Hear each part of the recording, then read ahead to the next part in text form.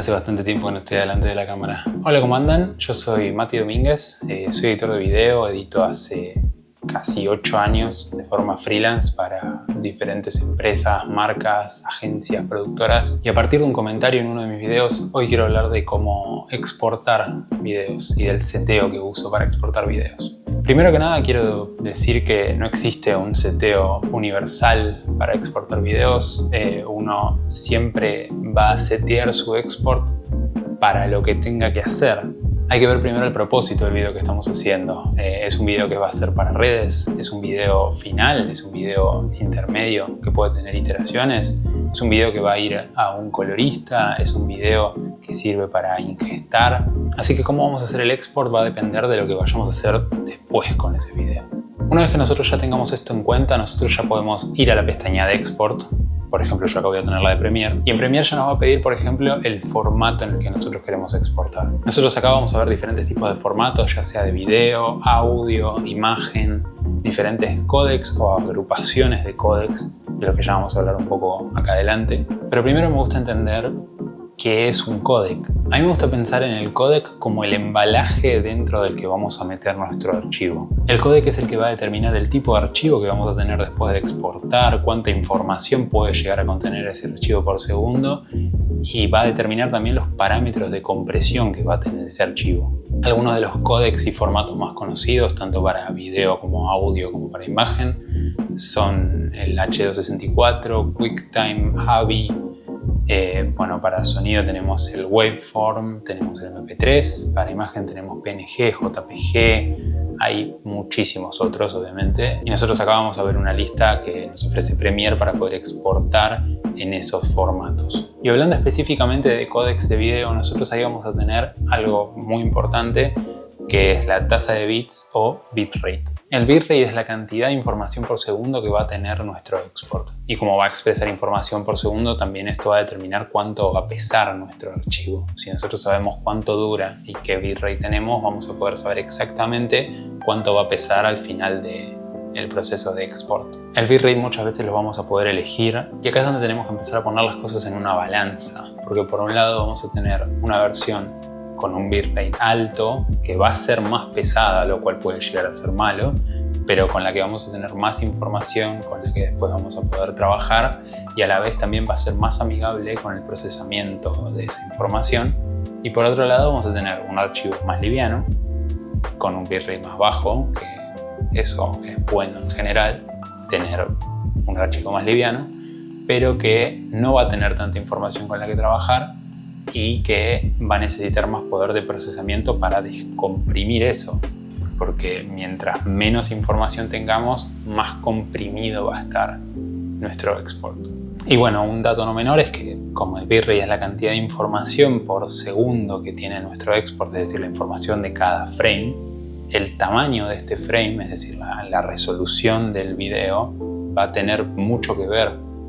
Tener un bitrate bajo, medio o alto va a depender de si nosotros estamos trabajando en 1080, en 1440, en 4K, en 8K. Por ejemplo, 30 megabits por segundo es un bitrate alto para trabajar en 1080, pero es un bitrate bajo para trabajar en 4K. Ahora igual, para que se entienda un poco mejor, voy a pasar a algunos ejemplos que tengo en mi día a día como editor y montajista, como para que se vea un poco el caso de cada tipo de export en particular. Algo muy normal en el trabajo de montajista y en cadenas de postproducción en general es que el cliente, antes de tener una versión final colorizada de una edición, un export en particular, primero tenga una versión de revisión, que es la que aprobará primero el montaje, y luego eso pasará a color. Entonces uno como montajista tiene que hacer primero un export para mandar al cliente con un color básico y después otro export para pasar a color. Entonces acá ya de un solo contenido tenemos dos exports diferentes con necesidades y utilidades diferentes. Primero, hablando del export que es para que apruebe el cliente, uno tiene que hacer un export que sea rápido fácil de reproducir y que no sea muy pesado. Para esto nos sirve de sobra el códec H264 y que con un bitrate medio, porque al ser para aprobación del cliente no es un video final, pero sí se tiene que ver bien, entonces con un bitrate medio ya funciona. Un bitrate medio sería, trabajando en 1080, entre 12 y 15 más o menos megabits por segundo, y trabajando en 4K sería entre 40 y 60 megabits por segundo, más o menos. Uno ya con esto se lo va a poder pasar al cliente, el cliente lo va a poder ver de una forma muy sencilla y bien. Es un formato que se puede reproducir en prácticamente cualquier reproductor, así que por eso no nos tenemos que preocupar por nada y es de lo más fiable que hay. Pero obviamente no puede ser así la versión final. Con esto ya tenemos listo el lado de la aprobación del cliente. Ahora, imaginemos que el cliente lo aprueba, pasamos al export para el colorista. Y acá es donde encontramos otro tipo diferente de export. Porque es un export en el que tenemos que intentar tener toda la información que nos vino de cámara, plasmarla dentro del export, porque el colorista va a hacer color en base a la información que obtiene dentro de las cámaras. Nosotros no podemos comprimir esa información.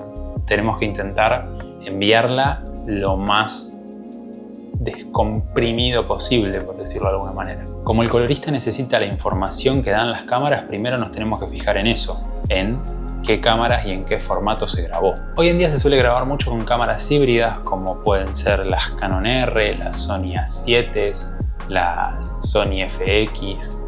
Todas esas líneas de cámaras son cámaras híbridas que graban en H264 con un sampleo de color de 422 y una profundidad de color de 10 bits. Y a la hora de exportar queda en nosotros como editores, como montajistas, exportar en un códec que no comprima esa información de las cámaras y que el colorista después pueda volver a traer para poder darle el color que va a quedar final en la pieza. H264 es un códec muy versátil al que nosotros le podemos modificar muchos aspectos, pero ya en estos puntos se nos empieza a quedar corto y tenemos que pasar a códecs que son básicos en la industria. Y estoy hablando de códecs como pueden ser el ProRes 422 o el ProRes 4444. Yo en lo personal, para exportar este tipo de cosas suelo usarlos en el formato QuickTime.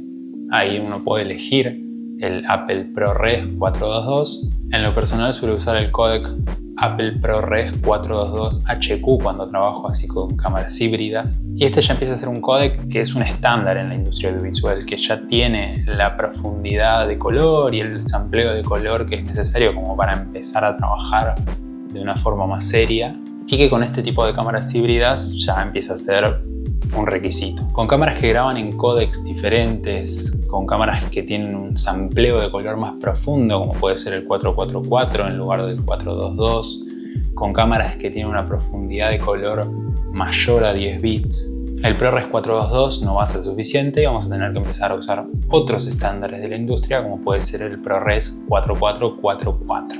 Así es que cuando me toca trabajar con cámaras como pueden ser las ARRI o las cámaras RED, que algunas ya graban en ProRes o en códecs como puede ser el MXF, con sampleos de color 444, profundidades de color de 12 o 16 bits. Ya acá al exportar para un colorista suelo usar el códec de Apple ProRes, pero el 4444XQ, que es el que garantiza la mayor calidad dentro de la profundidad tanto de sampleo como de color. Y es este ProRes 4444 el que nos da otra funcionalidad, además de, bueno, darnos más profundidad en diferentes áreas. Y estoy hablando del canal alfa, porque cuando nosotros exportamos algo que va para color, ese export que va para color va, por ejemplo, sin gráficas, va sin subtítulos, y a veces lo más conveniente es enviar gráficas y subtítulos por separado en un export aparte para que se puedan poner por encima del color ya hecho y que quede como la versión que fue entregada al cliente. Pero claro, para ponerlo por encima necesitamos que tenga fondo transparente y para eso tenemos el canal alfa. Si nosotros usamos el códec Apple ProRes 4444, no es necesario que sea el XQ, pero lo pueden usar igual. Vamos a poder seleccionar una opción para poder también exportar el canal alfa y así tener un fondo transparente. Y por último tenemos el export final, que es el export que se hace para publicar, que acá nunca hay respuestas correctas, porque la respuesta correcta sería depende.